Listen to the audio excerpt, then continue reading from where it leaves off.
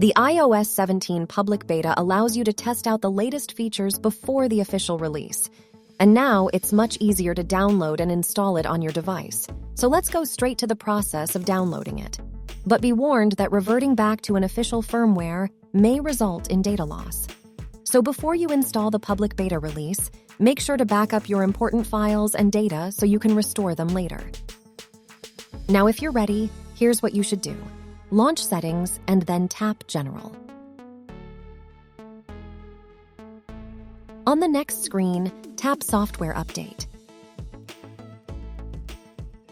Tap Beta Updates, and you will be presented with a few options. Since we are going to download the iOS 17 public beta release, tap on it.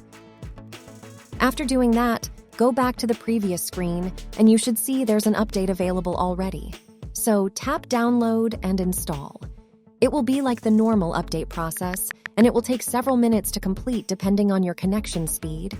So just wait for it to finish, and your iPhone will reboot once everything is complete. However, if you don't see the Beta Updates option, it means that you need to enroll your primary Apple ID to be able to receive the updates.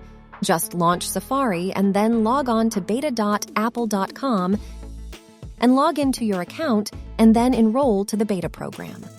Follow a few on-screen instructions on how to enroll.